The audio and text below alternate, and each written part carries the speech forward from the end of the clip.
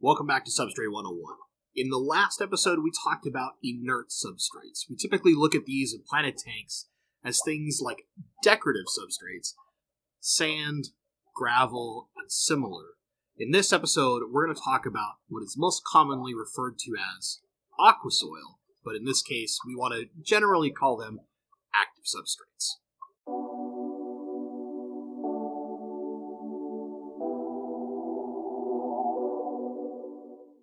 Hello everyone, this is Bentley, and we're back at Substrate 101. We've talked about inert substrates. It's time to talk about active substrates. And I will warn you, this is probably going to be a longer episode, just because there's a lot to cover, and without going too detailed, there's still a lot of important detail that needs to be discussed. So, let's do a brief top off just to remind ourselves. Inert substrate means something that does not affect our water chemistry. Active substrate is something that does affect our water chemistry. Now, most commonly, when it comes to planted tanks, and especially if we start looking at high-tech planted tanks where we're looking at high light and CO2, this is going to mean some form of aquasoil. But there are more than just the aquasoils, which are technically an active substrate. So, let's dig into active substrate versus aquasoil versus base layer fertilization, and then finally additives. And I know that this is like, already this sounds like, geez, that's a lot. It's easier than it sounds. We'll just skip the super detailed explanations. So what I want to do is start with base layer fertilization style substrates. Most commonly, really, this only comes down to like two.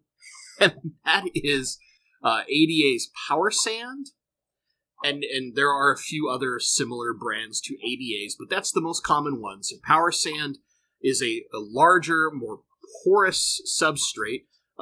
It's not technically pumice, but think about like pumice stones. They're very large. Even the smaller versions are large compared to our substrates that have lots and lots of nutrient additives and bacterial culture starters. So this is designed to ensure that you have a very healthy bacteria culture deep in your substrate layer. You have a larger substrate so it doesn't get compacted, so that water flow and oxygen can move through this area, meaning that we have aerobic bacteria. We're trying to prevent anaerobic bacteria, which we discussed back in inert substrates. This is usually only used in a very thin layer for increasing the duration of our substrate's health, getting an active kickstart to our bacteria culture, and in some cases to help build height in aquascapes as opposed to purely for substrate purposes. Sometimes we'll use this more porous or larger size substrate in order to give ourselves some height in an aquascape. The other version of this that's not all kind of Power Sand and Power Sand clones is going to be what Brightwell does, which is its Lateran base. This is a clay-based substrate that is designed to add mostly just nutrients as a base layer, especially to help feed additional iron into the system for plants that need more iron, like your red plants, or more importantly, to help with really good root growth and helping to establish stronger colors in all of our plants in general. So those two are there. They're designed only at the base layer. You would not have this as the only substrate in your tank. So this is a part of a substrate system. The rest of our active substrates you can have on their own or as a part of a system. And that's what we're going to look at in more depth.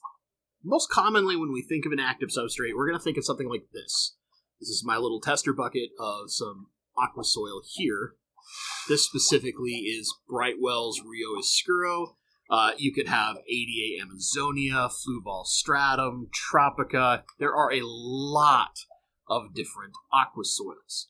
Now, each of them is slightly different. They tend to come from slightly different bases. But what you really need to know is that most of our aquasoils are kind of one of two things. They are either a volcanic-based product or a fired clay product.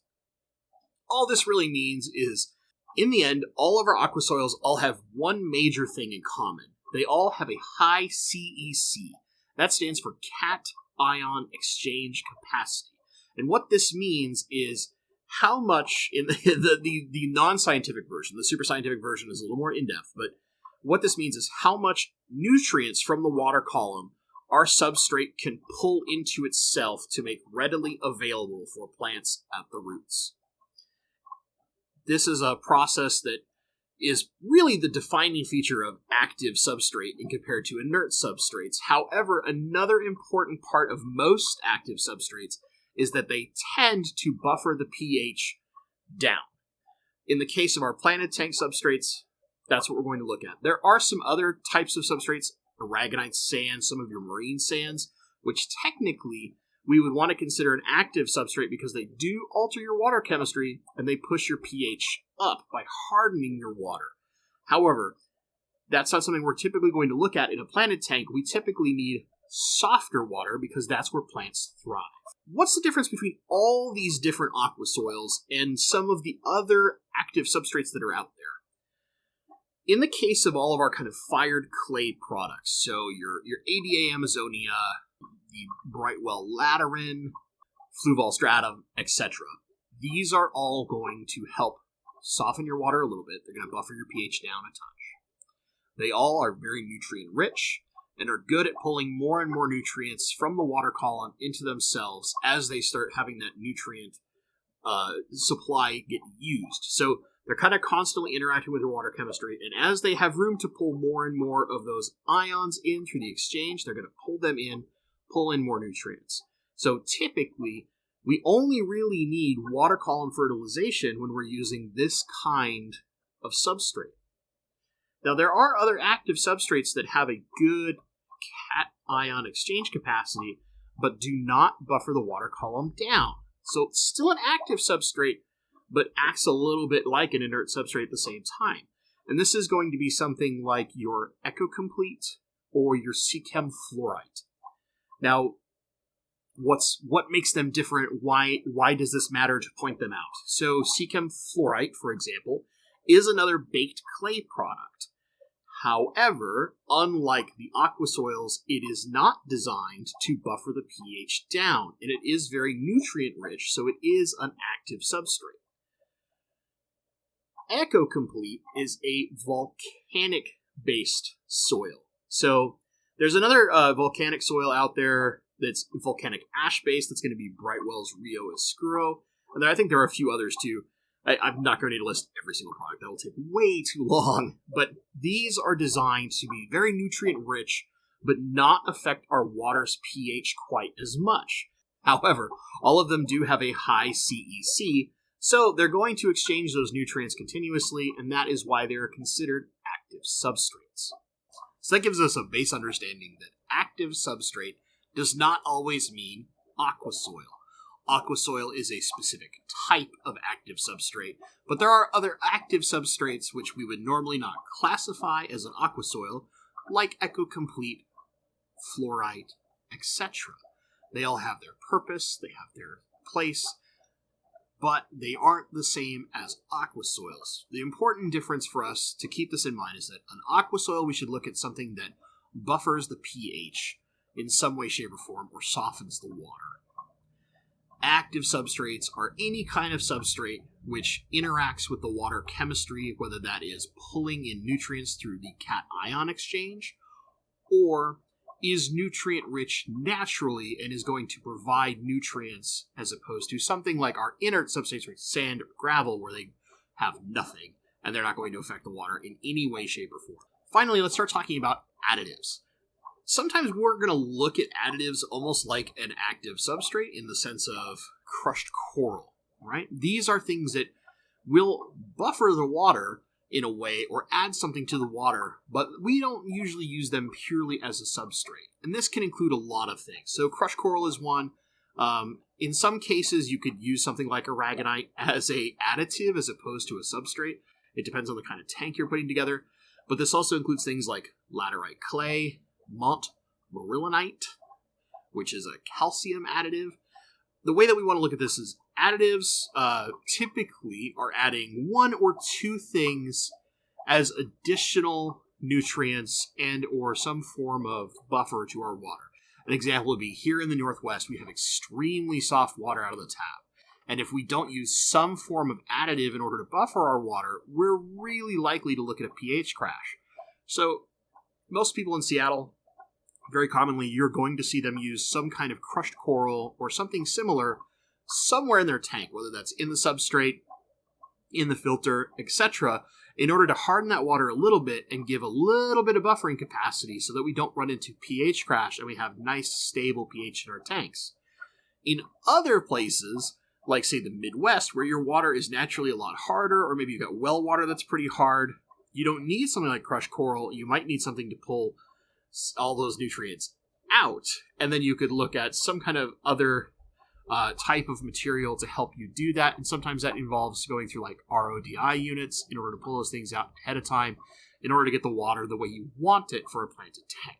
So now that we have the basics of what an active substrate entails and the differences between an aqua soil and an active substrate, as well as understanding what a base layer fertilization substrate is, let's go a little deeper and understand why these are so important to our planted tanks, and why, in the case of most planted tanks, this is usually the route we're going to go, unless you're doing some very, very specific setups, which we will cover in later episodes in this series. The most important thing, of course, is because these substrates are all nutrient-rich and are really good at pulling nutrients out of the water and making them available at the roots, this is ideal for plants because it has all the nutrients they need and the food they need, and as we add more and more fertilizer, it will help balance those levels out, pulling some down for the roots to feed on and keeping some up in the water column so that the rest of the plants can feed on them. In the case of inert substrates, we usually have to do much more additional fertilization in order to make this happen. An example would be like putting root tabs in our gravel or our sand for all of the root feeders, whereas in something like an aqua soil, that kind of does it for us. Sometimes we need to if you're letting that substrate get a little old, but if it's a new substrate in that tank, say 2 years or less, you really don't have to. Second, in most cases, we're usually using an aqua soil, and this is going to help soften that water, buffer that pH down just a little bit, and that helps stimulate the growth of plants even more. It is much easier for our plants to not only adjust to a new setting, like a brand new tank, but also to begin the growth process, establish healthy root systems, get nice, dense, lush growth, better color, all those kind of things when it's in a softer water system, because it makes the absorption of nutrients easier on the plants. Finally, the important part is that most of it, as you can see here, is a really fine ball consistency. This is really easy for roots to dig through. Unlike, say, sand, which is going to get really compact, this makes it very easy for root systems to be built, established, and more importantly, allow those plants to thrive and spread out.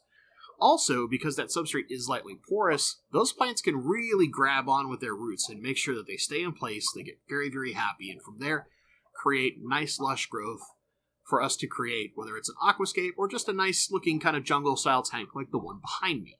What's the downside of an active substrate? Number one, they're expensive.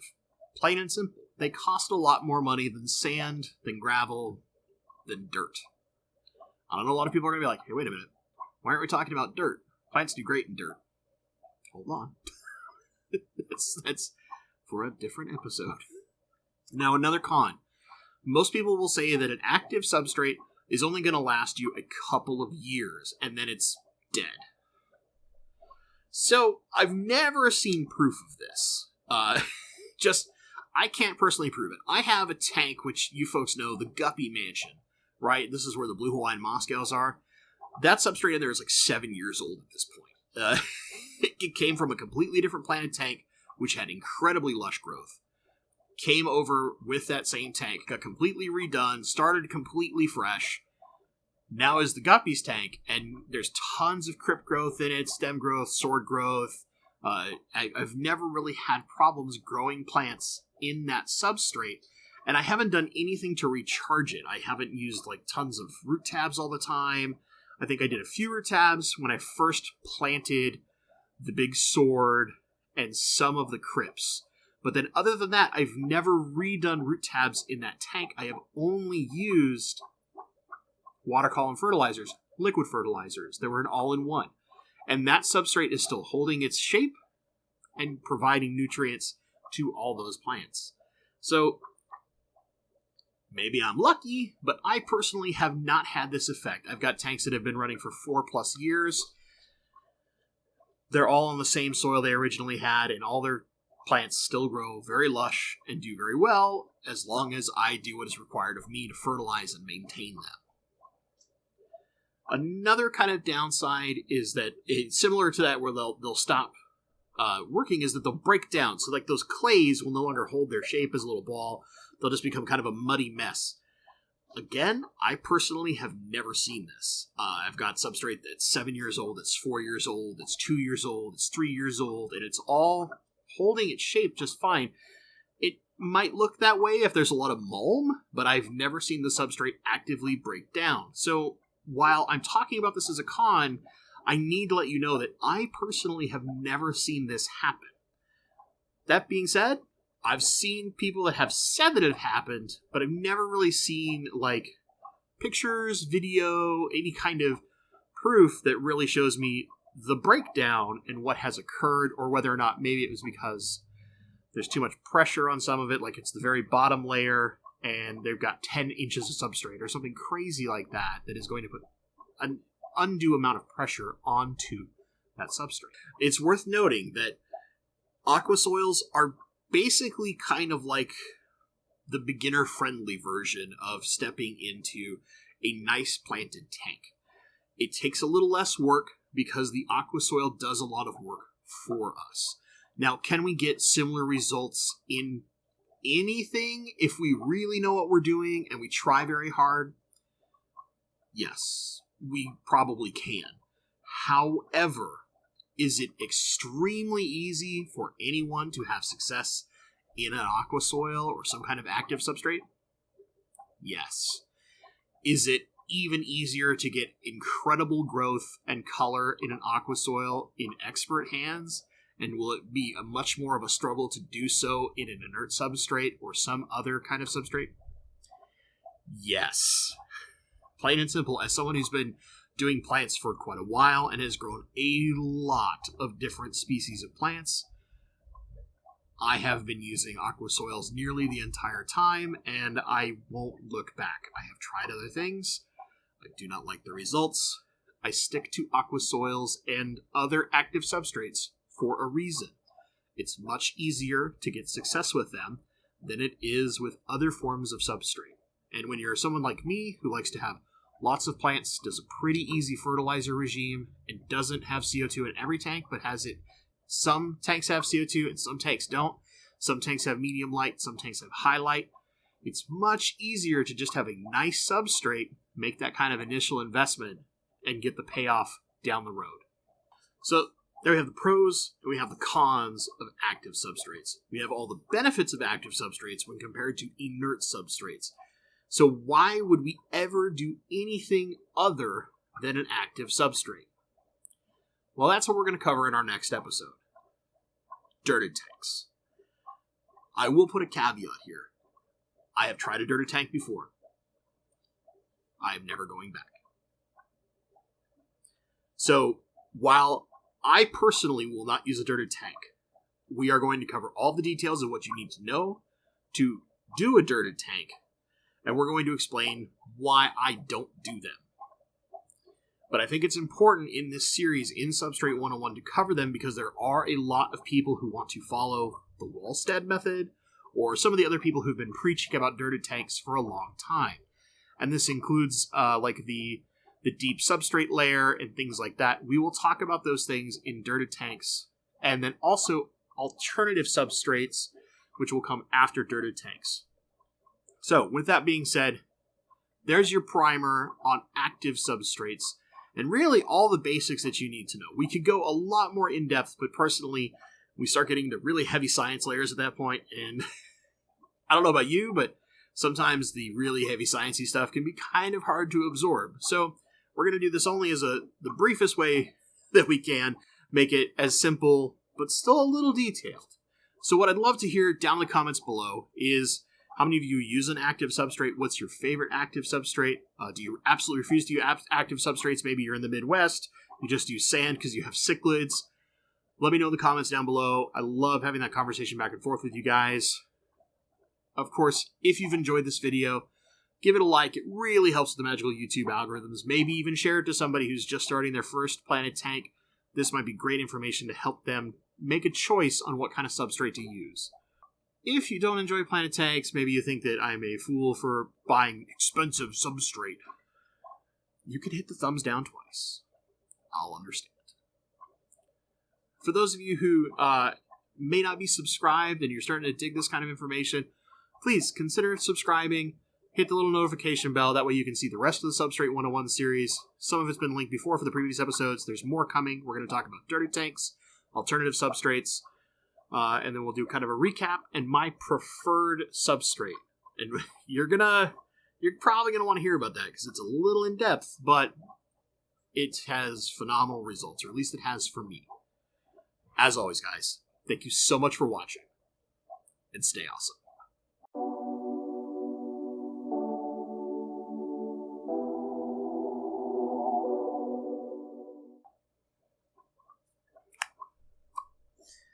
All right, so after video credits here. First off, I want to thank one particular member who's at the Rainbow Fish level. That is KB Ozzy. What's up, buddy? I actually got to meet him in person. Okay, we got to talk a little bit and chat. We actually met at the Aquarium Co-op. We did this like organized thing where another member who came up from Seaside, Oregon, which is quite a drive, but she's really, really awesome. She's become a great friend of mine. And we just all hung out for a little while. I took some time, and we went out there. We were all nicely socially distanced outside with our masks on talking. They had both gone into the co-op to pick up some stuff. I just came to kind of hang out and chat for a little bit. I was kind of already I just finished an order at co-op online like 3 days before it had already just arrived, and I really didn't need anything at the shop, but it was a lot of fun meeting you specifically, my friend. And, just thanks a lot. That's at the Rainbow Fish level. You get a little shout out, a little love. For those who aren't members, maybe you want to help support the channel a touch more, consider becoming a member. You get all sorts of emotes when it comes to live streams. You get a nice little member badge. I do some behind the scenes stuff here and there. I try to do at least one little thing a month. I know it's not a lot. Trust me, my work schedule's very taxing, but I know that sometimes it's much. But more importantly, do not feel like you need to become a member, because I totally understand. This is a really rare time in human history. We got human malware just messing with everything. If I can say this for literally every Fish Fam channel out there, only be a member if you can. Do not feel forced to do it. Make sure that you are taken care of, that you have a roof over your head, food in your stomach, and all that is taken care of for you and your family before ever doing a membership, okay? We appreciate it. Do not get me wrong. All of us YouTube creators, even like a buck membership or something like that, for a lot of us, it means a lot because it tells us a lot about how much you not only enjoy our content, but want to keep seeing it. But that being said, when this kind of rare time in human history is going on, definitely do not feel like it's necessary. If you want to help your favorite creators, the best way is to like, to comment, be subscribed, of course, if you're not subscribed. And finally, if you do have people who you think are going to benefit from our videos, give it a little share. That tells YouTube and all its crazy magic algorithm stuff, like, hey, we like these people. We want you to feature them more. We want more people to see their stuff that normally don't see it. That's it, guys. I'm really looking forward to all this human malware stuff going away, because I want to be able to travel to a few places. I want to meet people in person. I think it was one thing that meeting KB and Julie in person in the middle of all this kind of nonsense reaffirmed to me is like my favorite thing about having become a YouTuber. I still don't really consider myself a YouTuber per se. I do this for fun, but the opportunity to meet fellow fish geeks and to put the world aside, to not care about politics, to not care about where we come from or what we do, and just talk about fish, something that's that nerdy, and like just be enthralled at like, oh, what fish did you get from your local store last time you went in, or like what new tank are you setting up, or oh, you tore down a tank, how come you tore it down, what are you changing something, are you getting like multiple small tanks becoming one big tank, that kind of stuff. Like I love nerding out in conversation with people. I think the last convention I got to go to was a local one called Reefworks. I spent a little over an hour talking to one person there, and it didn't matter. I loved it. I was there at like Corey's booth, and I was just off to the side. There was one person that came up and talked to me. I was like, yeah, man, let's just talk. And we talked about all sorts of stuff. And it was an absolute blast. It's one of those things where, I'd love to go to an aqua shell or something like that and be able to just sit and talk with some of you folks, be able to meet you in person, because obviously I love to talk. As always, guys, thank you so much. And I screwed up my own outro. As always, guys, thank you so much for watching, and stay awesome.